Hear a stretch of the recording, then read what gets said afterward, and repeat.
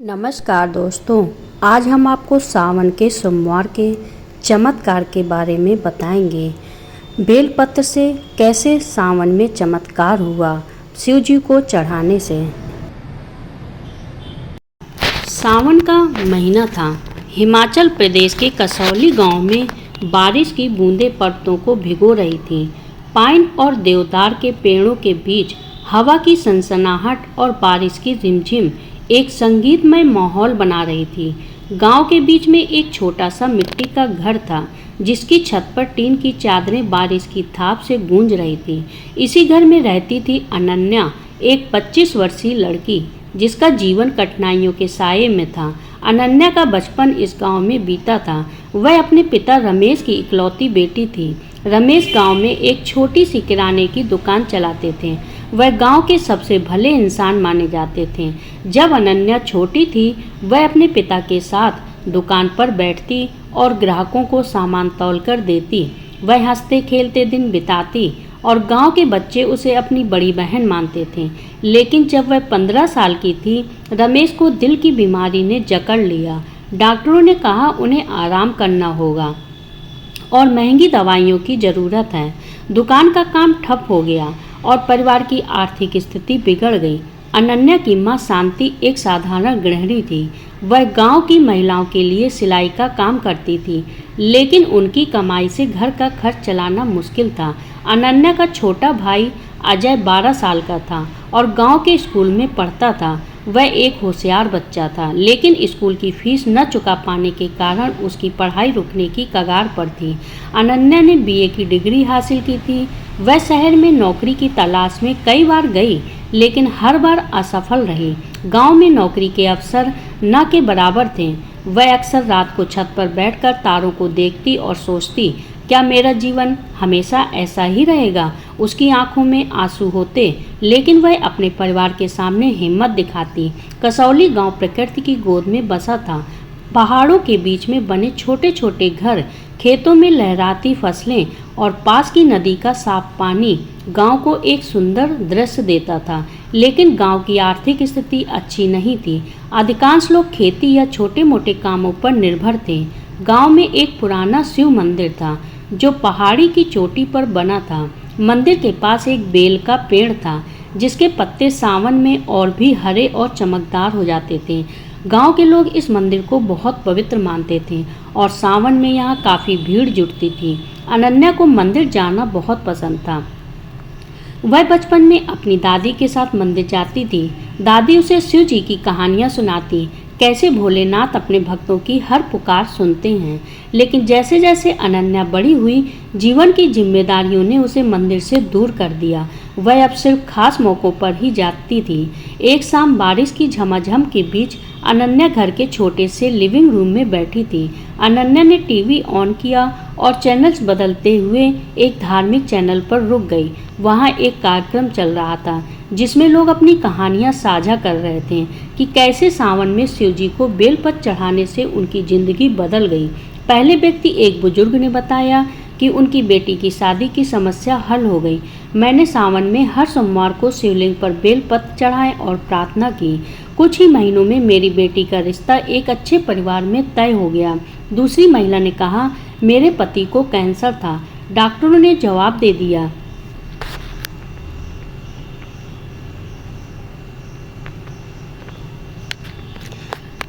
लेकिन सावन में मैंने रोज बेलपत्र चढ़ाए और चमत्कार हुआ। उनकी तबीयत में सुधार होने लगा। तीसरे व्यक्ति एक युवक ने बताया, मैं 2 साल से बेरोजगार था। मैंने सावन में शिव जी की भक्ति शुरू की और मुझे विदेश में नौकरी मिल गई। अनन्या ने ध्यान से सुना। उसका मन सोच में डूब गया।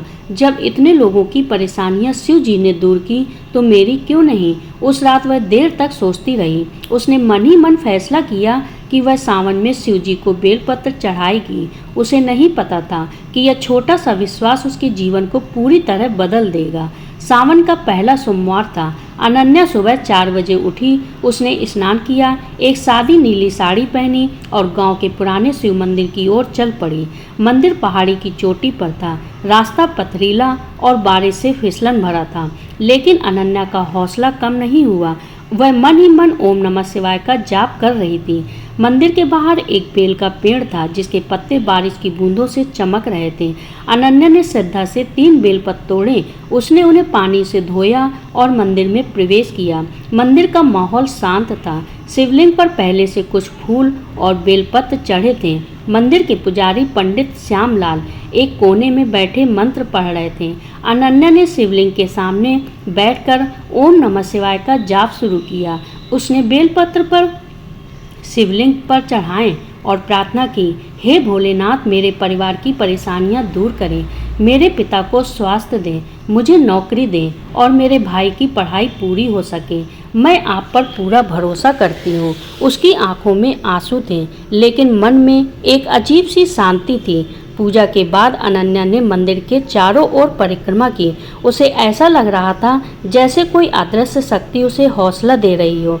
पंडित श्यामलाल ने उसे देखकर मुस्कुराते हुए कहा, बेटी, तुम्हारी श्रद्धा सच्ची है, शिव जी तुम्हारी पुकार जरूर सुनेंगे। अनन्या ने सिर झुकाया और घर लौट आई। पहले हफ्ते में कुछ खास नहीं हुआ। अनन्या रोज सुबह मंदिर जाती, बेलपत्र चढ़ाती और प्रार्थना करती। उसे लगता था कि उसका मन हल्का हो रहा है। वह अब पहले की तरह उदास नहीं रहती थी। गांव के लोग उसकी इस नई दिनचर्या को देखकर हैरान थे। मंदिर में एक बुजुर्ग महिला दादी माँ ने कहा, बेटी, तुम सही रास्ते पर हो, शिव जी सब ठीक करेंगे। सावन का दूसरा सोमवार आया। उस दिन मंदिर से लौटते समय अनन्या की मुलाकात गाँव के स्कूल की प्रिंसिपल सरोज मैडम से हुई। सरोज मैडम ने उसे देखकर मुस्कुराते हुए कहा, अनन्या, मैंने सुना है तुम ग्रेजुएट हो। हमारे स्कूल में एक अस्थायी शिक्षिका की जरूरत है।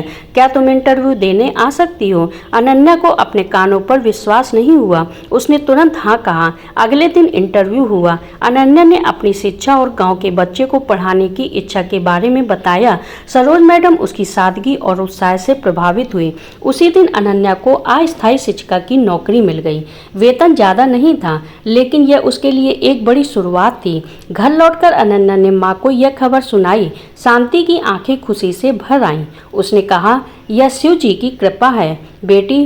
अनन्या को भी यही लगा। उस रात उसने घर में एक छोटी सी शिवलिंग की तस्वीर के सामने दीप जलाया और धन्यवाद किया। उसे विश्वास हो गया कि शिव जी उसकी पुकार सुन रहे हैं। कुछ दिनों बाद एक और आश्चर्यजनक घटना हुई। अनन्या के पिता रमेश की तबीयत पिछले कुछ महीनों से बहुत खराब थी। डॉक्टरों ने कहा था कि उनकी दवाइयां महंगी हैं और इलाज लंबा चलेगा। लेकिन एक दिन गांव के एक वैद्य पंडित रामदास अनन्या के घर आए। वह गांव के सबसे सम्मानित वैद्य थे, जिन्हें जड़ी बूटियों का गहरा ज्ञान था। पंडित रामदास ने कहा, अनन्या, मुझे सपने में शिव जी के दर्शन दिए।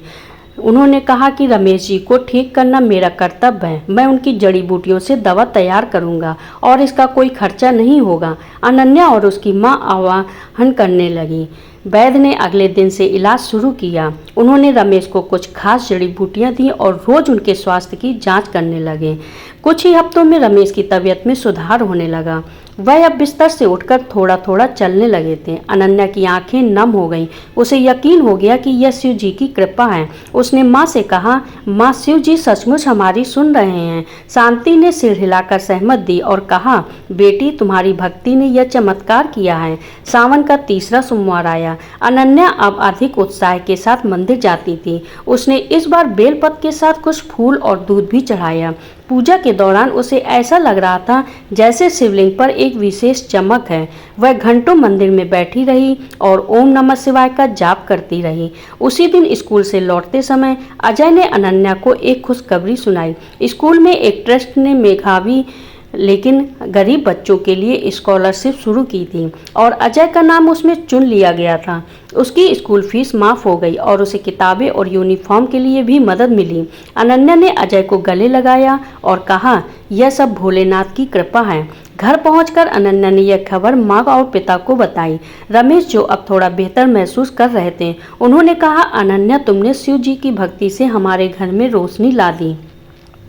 उस रात पूरे परिवार ने मिलकर एक छोटी सी पूजा की और शिव जी को धन्यवाद दिया। अनन्या की भक्ति अब गांव में फैलने लगी। गांव के लोग उसके घर आते और उससे पूछते कि उसने यह सब कैसे किया। अनन्या हमेशा कहती, यह सब शिव जी की कृपा है, मैंने सिर्फ बेलपत्र चढ़ाए और उन पर विश्वास किया। गांव के पंडित श्यामलाल मंदिर के पुराने पुजारी थे। वह 70 साल के थे और पिछले 40 साल से मंदिर की देखभाल कर रहे थे। उन्होंने अनन्या की भक्ति को देखकर कहा, बेटी, तुमने शिव जी का आशीर्वाद पा लिया। तुम्हारी कहानी गांव के लिए एक मिसाल बनेगी। पंडित जी ने अनन्या को एक छोटा सा शिवलिंग भेंट किया और कहा, इसे अपने घर में स्थापित करो, शिव जी सदा तुम्हारे साथ रहेंगे।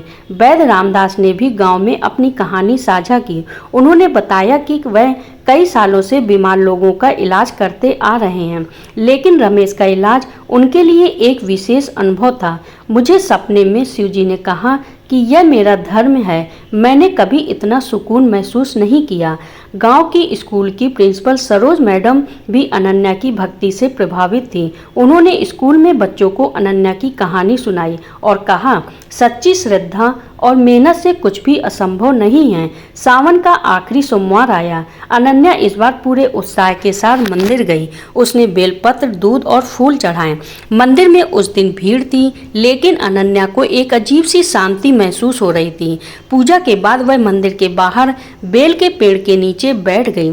बारिश की हल्की बूंदें उसकी साड़ी को भिगो रही थी, लेकिन उसे यह सब बहुत सुकून दे रहा था। पंडित श्यामलाल ने उसे बुलाया और कहा, बेटी, तुमने इस सावन में सच्ची भक्ति की है, शिव जी तुमसे प्रसन्न हैं। उन्होंने उसे एक छोटी सी माला दी और कहा, इसे हमेशा अपने पास रखना, यह तुम्हें शिव जी की याद दिलाएगी। अनन्या ने माला ली और घर लौट आई। उसने घर के एक कोने में छोटा सा पूजा स्थान बनाया और वहां शिवलिंग स्थापित किया। उस दिन से वह रोज सुबह शाम पूजा करने लगी। सावन खत्म होते होते अनन्या का जीवन बदलने लगा। उसकी नौकरी पक्की हो गई और वेतन भी बढ़ गया। रमेश की तबीयत भी पूरी तरह से ठीक हो गई और वह फिर से अपनी दुकान पर जाने लगे। अजय की स्कूल फीस का मसला हल हो गया और वह अपनी पढ़ाई में अच्छा प्रदर्शन करने लगा। अनन्या का मन अब पहले से कहीं ज्यादा शांत था। वह रोज सुबह मंदिर जाती और बेलपत्र चढ़ाती। उसे लगता था कि शिव जी हर पल उसके साथ हैं। वह अब गांव में एक प्रेरणा बन गई थी। लोग उससे पूछते कि उसने यह सब कैसे किया। अनन्या हमेशा कहती, यह सब शिव जी की कृपा है, मैंने सिर्फ उन पर विश्वास किया। समय बीतने के साथ अनन्या ने फैसला किया कि वह अपनी कहानी को और लोगों तक पहुंचाएगी। उसने एक छोटा सा ब्लॉग शुरू किया जिसमें उसने अपनी कहानी और शिव भक्ति के महत्व को लिखा। उसका ब्लॉग धीरे धीरे लोकप्रिय होने लगा। लोग दूर दूर से उसे पत्र लिखते और अपनी समस्याएं साझा करते। अनन्या सबको यही सलाह देती कि सच्चे मन से शिव जी की भक्ति करें और धैर्य रखें। उसके ब्लॉग ने कई लोगों को प्रेरित किया। एक महिला ने लिखा कि उसने अनन्या की सलाह मानकर सावन में बेलपत्र चढ़ाए और उसका पारिवारिक विवाद हल हो गया। एक युवक ने बताया उसे अनन्या की कहानी पढ़कर नौकरी मिली। अनन्या को यह देखकर बहुत खुशी हुई कि उसकी कहानी दूसरों के लिए प्रेरणा बन रही है। एक साल बाद अनन्या को एक बड़े शहर में एक गैर सरकारी संगठन NGO ने संपर्क किया। वे चाहते थे कि अनन्या उनके साथ मिलकर गांवों में शिक्षा और स्वास्थ्य के लिए काम करें। अनन्या ने इस प्रस्ताव को स्वीकार किया। उसने अपने गांव में एक छोटा सा स्कूल शुरू किया जहां गरीब बच्चों को मुफ्त शिक्षा दी जाती थी। उसने गांव में एक स्वास्थ्य शिविर भी आयोजित किया जिसमें वैद्य रामदास और अन्य डॉक्टरों ने मुफ्त इलाज किया। अनन्या के प्रयासों से गांव का माहौल बदलने लगा। लोग सब पहले से ज्यादा एकजुट थे। स्कूल में बच्चों की संख्या बढ़ने लगी और गांव में एक नई उम्मीद की किरण जगी। अनन्या ने अपने ब्लॉग के जरिए गांव की कहानी को दुनिया तक पहुंचाया। कई लोग गांव की मदद के लिए आगे आए और कुछ ने स्कूल के लिए दान दिया। कई साल बीत गए। अनन्या अब एक जानी मानी सामाजिक कार्यकर्ता बन चुकी थी। उसका गांव जो कभी गरीब और मुश्किलों से जूझता था अब शिक्षा और समृद्धि का प्रतीक बन गया था। लेकिन अनन्या ने कभी अपनी जड़ें नहीं भूली। हर सावन में वह उसी शिव मंदिर जाती, बेलपत्र चढ़ाती और शिव जी को धन्यवाद देती। उसके जीवन का हर पल अब शिव जी की मौजूदगी से भरा था।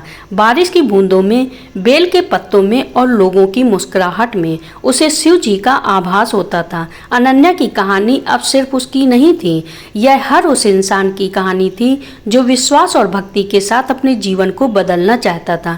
उसने अपने ब्लॉग के आखिरी पोस्ट में लिखा, शिव जी की कृपा अनंत है। अगर आप सच्चे मन से उन पर विश्वास करें तो कोई भी परेशानी स्थायी नहीं रह सकती। बेलपत्र सिर्फ एक पत्ता नहीं है, यह आपकी श्रद्धा और विश्वास का प्रतीक है। सावन का हर सोमवार हमें याद दिलाता है कि भोलेनाथ हमेशा हमारे साथ हैं। दोस्तों, आशा है कि यह कहानी आपको पसंद आई होगी। अगर पसंद आई हो तो वीडियो को लाइक करके कमेंट में ओम नमः शिवाय जरूर लिखें।